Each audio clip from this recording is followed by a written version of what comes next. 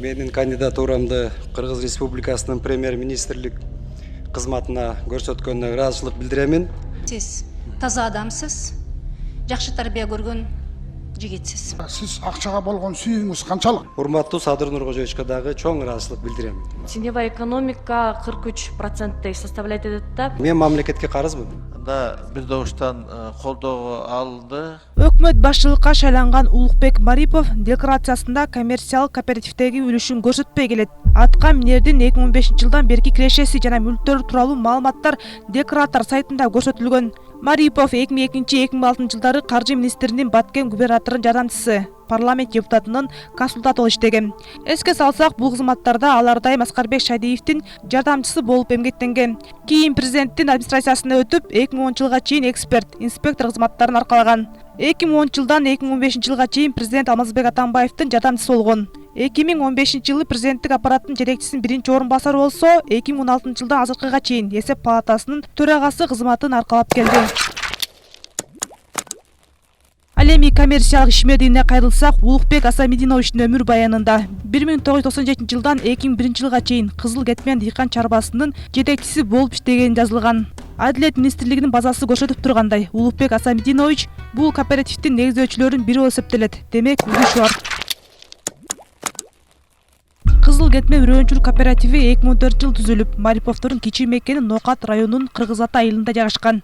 Негиздөөчүлөрү Улукбек Мариповдон тышкары атасы Асамидин Марипов, апасы Сурма Абдыразакова, иниси Нокат районунун акими Бакытбек Марипов жана башка бир туугандары, жалпы саны 7 киши. Кооператив үрөөнчүлүккө адистешкен уюм 2008 жылы мамлекеттик кайра аттестациялоодон өткөн. Кооператив 2020 жылдын март айында кайра каттоодон өткөн. Негиздөөчүлөрүнүн саны өзгөргөн эмес. Айтмакчы, бул кооператив Улукбек Мариповдун иниси 2020 жылдын ноябрынан бери Нокат районунун акими болуп иштеп аткан Бакытбек Мариповдун декларациясында да көрсөтүлгөн эмес. Анын да 100 гектарга чукул жер тилкелери бар. Айрымдары агасы Улукбек Мариповдун декларациясында көрсөтүлгөн жерлер. Демек, бул айдоо аянттары Кызыл Кетмен кооперативинин карамагындагы жерлер болушу мүмкүн.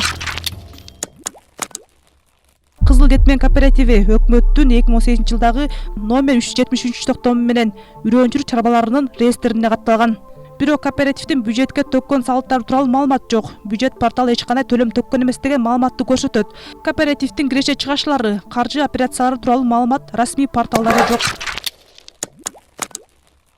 Улукбек Мариповдун өзүнүн жылдык кирешеси 2017 жылы 1 миллион 403 миң сом, жакын туугандарынкы 503 миң сом болгон.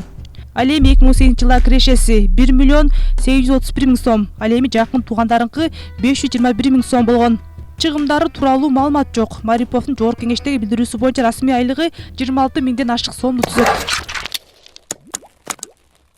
Ал эми кыймылсыз мүлктөрүнүн үй-жайы тууралуу маалымат жок. 2015 жылы эч кандай кыймылсыз мүлкү жок болсо, 2016-2017 жылдары 3,5% айыл чарба багытындагы жери көрсөтүлгөн. 2018 жылы болсо жеринин саны жана көлөмү кескин көбөйүп, 122 гектардан ашуун аянтты ээлеген 7 жер тилкеге ээ болуп калган. Мындан тышкары жегил унаасы, 623 миң сомдук майда жандыктары, 594 миң сомдук жылкылары бар. Марипов мынча көлөмдөгү жер тилкелерин кайсы булактан тапкандыгы белгисиз.